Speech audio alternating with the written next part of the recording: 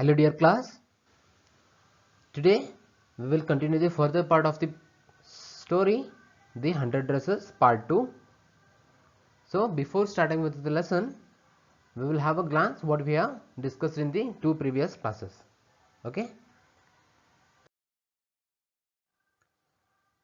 Firstly, we studied about the author Eleanor Estes. Okay.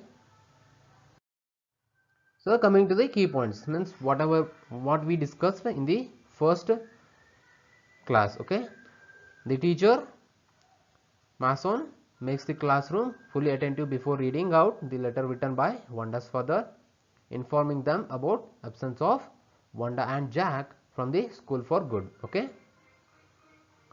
Next one is the Petronsky family decided to settle in a big city so that their children don't suffer from funny pranks played by their classmates. Okay. Third point is the whole class along with the teacher got shocked with the content of the letter sent by Mr. Petronsky. The entire class got tensed and they felt bad about Wanda. Maddie could concentrate on her studies. Okay. Lastly, she felt that she is coward and never stopped Peggy from making fun of Wanda. Okay. And she wanted to meet Wanda. She made up her mind to go to her house and tell her that she has won the prize. Next point is when the school was over, Peggy and Maddie went to Boggins Heights. Okay. Both the girls found her house, but they couldn't meet her as they had already left the place. Okay. Peggy tried to defend her behavior, but Maddie is not satisfied. So till now we have studied this much. Now we will continue with the further part. Moving to next paragraph. Maddie also tried to convince her after what Peggy said and that if this is the case, she doesn't have to feel so bad. But later that night she couldn't sleep as she was thinking constantly about Wanda's little house, her faded blue dress, both shabby but clean, and her glorious dresses, 100 dresses that were all lined up in the classroom instead of the closest. Finally, she sat in her bed and started thinking deeply, the hardest she would ever done. She pressed her forehead tight in her hands, which indicated that she was really trying to concentrate.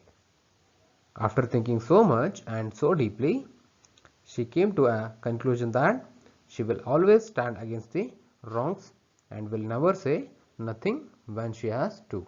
Okay. So moving to next paragraph. If she ever heard anybody picking on someone because they were funny looking or because they had strange names, she would speak up. Even if it meant losing Peggy's friendship, she had no way of making things right with Wanda. But from now on, she would never make anybody else that unhappy again. Here, picking on someone means to criticize someone. Okay. So what the author is telling here, she decided that she would never let anyone make fun of others because of their appearance, name, clothes, or where they come from. Okay. Irrespective of the names, clothes, or where they come from, their native place and appearance, she decided that she would never make a fun of others. She would not shy to speak up against Peggy even if it meant losing her friendship. Okay. She could not go into the past to make amends with Wanda no matter how much she wanted to, but from now on she is never going to let any other person feel embarrassed or unhappy again. Okay. Moving to next paragraph. So what does happen now? On Saturday, Maddie spent the afternoon with Peggy. They were writing a letter to Wanda Petronsky. It was just a friendly letter telling about the contest and telling Wanda she had won. They told her how pretty her drawings were, and they asked her if she liked where she was living and if she liked her new teacher. They had meant to say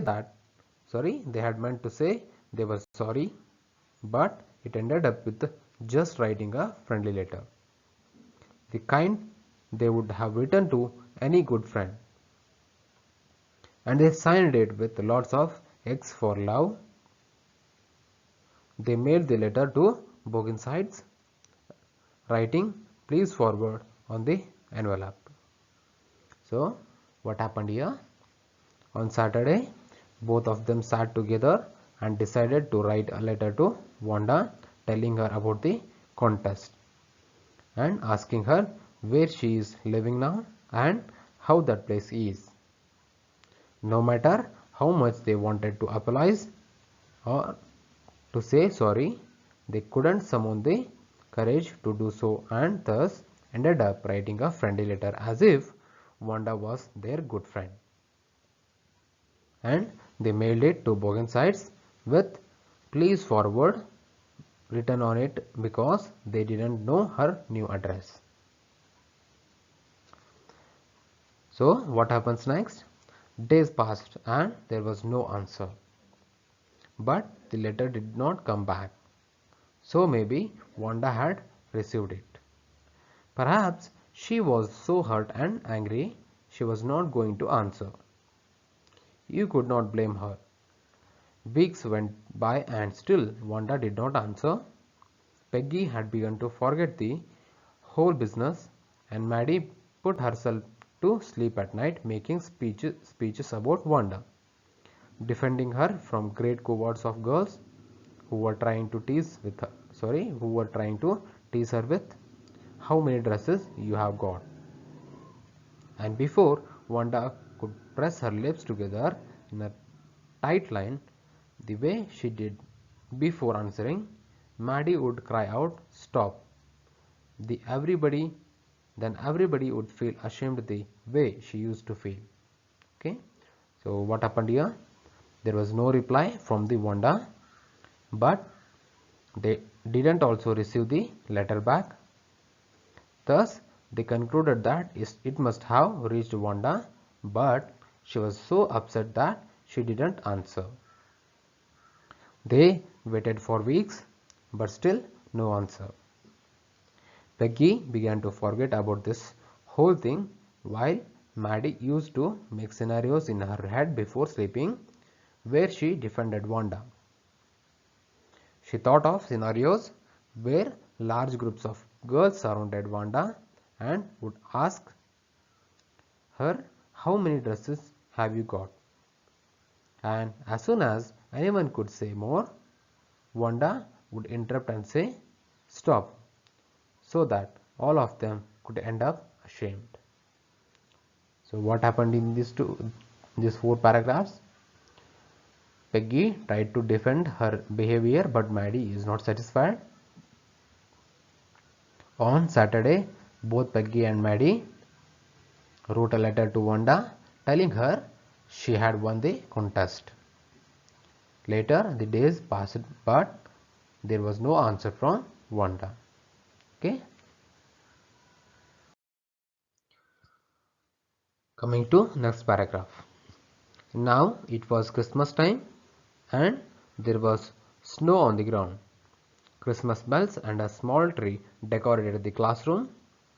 On the last day of school before the holidays, the teacher showed the class a letter she had received that morning. You remember Wanda Petronsky, the gifted little artist who won the drawing contest? Well, she has written me and I am glad to know where she lives because now I can send her medal. I want to read her letter to you. Okay, what happened here? It was a winter season, and there was snow everywhere on the ground. Christmas had come. They decorated their classroom with bells and a small tree. That day, Miss Mason told the students that she had received a letter from Wanda Petronsky. She is very happy to receive it because now she can send her the medal too. Okay. So starting with the letter. Dear Miss Mason, how are you? And room 13. Please tell please tell the girls they can keep those 100 dresses because in my new house I have 100 new ones all lined up in my closet. I would like that girl Peggy to have the drawing of the green dress with the red trimming and her friend Maddie to have the blue one. For Christmas, I miss that school and my new teacher does not equalize with you. Merry Christmas to you and everybody. Yours truly, Wanda Petronsky. So this is what the letter came from Wanda Petronsky to the class. So what the letter includes? The letter began in a very friendly tone. Wanda asked how everyone was and that they could keep her 100 dresses because in her new house she has another lot of 100 dresses lined up in her closet. She specifically mentioned the dress she wanted Maddie and Peggy to take home. The green dress with red trimmings was for Peggy while the blue one was for Maddie. She expressed her affection towards Miss Mason and wrote her new teacher could never replace Miss Mason. She winded up the letter by wishing everyone Merry Christmas and also wrote that she missed everyone in the room number 13. Okay, on the way home from school, Maddie and Peggy held their drawings very carefully. All the houses had wreaths and holly in the windows. Outside the grocery store, hundreds of Christmas trees were stacked, and in the window, candy peppermint sticks and cornucopias of shiny, transparent paper were strung. The air smelled like Christmas and light shining everywhere reflected different colors on the snow. Boy, said Peggy, this shows she really likes us.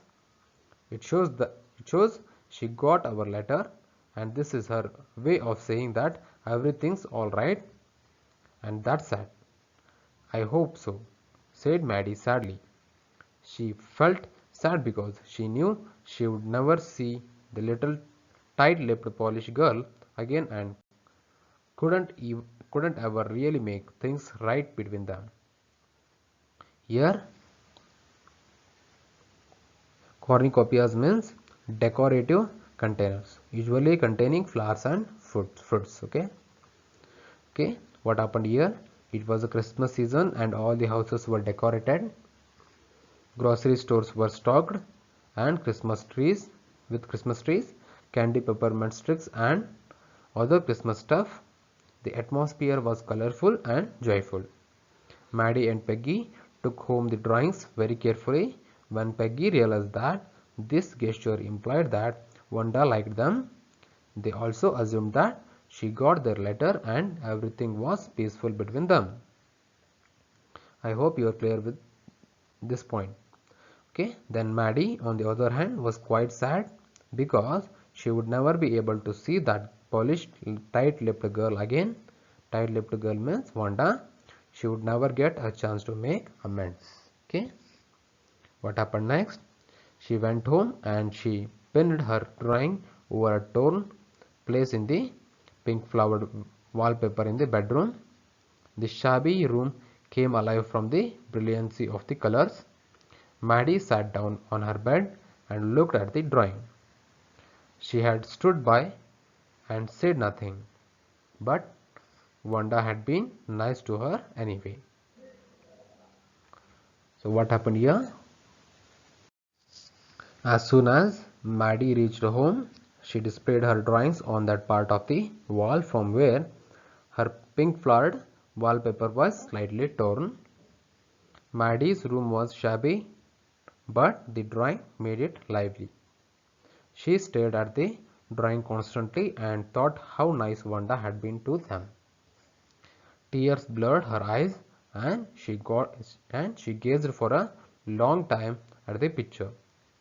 Then hastily she rubbed her eyes and studied it intently. The colors in the dress were so vivid that she had scarcely noticed the face and head of the drawing. But it looked like her Maddie. It really looked like her own mouth. Why, it really looked like her own self. Wanda had really drawn this for her. Excitedly, she ran over to Peggy's. While staring at the drawing Wanda had given her, Maddie's vision got blurred from tears. Okay? She rubbed her eyes and noticed that Wanda had actually drawn Maddie's face along with the dress. Then the colors of the dress were so bright and vibrant that the face was hardly visible. Maddie got excited and ran towards Peggy to check if she had noticed it too. Okay? Then what happens? Peg, she said, let me see your picture. What's the matter? Asked Peggy. As they clattered up to her room, where Wanda's drawing was lying face down on the bed, Maddie carefully raised it. Look, she drew you. That's you, she exclaimed. And the head and face of the picture did look like Peggy. So what happened here? As soon as she reached Peggy's house, she asked her for the picture. The drawing was lying upside down on the bed. Maddie raised it and eyes. Yes, Maddie raised it and yes, it was Peggy in that drawing. Both were left in shock and Eve at the same time. What did I say? Said Peggy. She must have really liked us anyway. Yes, she must have, agreed Maddie. And she blinked away the tears that came every time she thought of Wanda standing alone in that sunny spot in the schoolyard, looking stolidly over at the group of laughing girls after she had walked off. After she had said, "Sure, 100 of them, all lined up." What happened here? Peggy exclaimed that she was right about the thought that Wanda liked them. Maddie, whose eyes get filled with tears every time she recalled that scene where Wanda would look at the girls laughing at her, also agreed with Peggy. Okay, I hope you are clear with the lesson, the 100 dresses part 2. You please go through the lesson once again from the textbook and get clear with your doubts. Thank you for listening. Thank you. Have a nice day.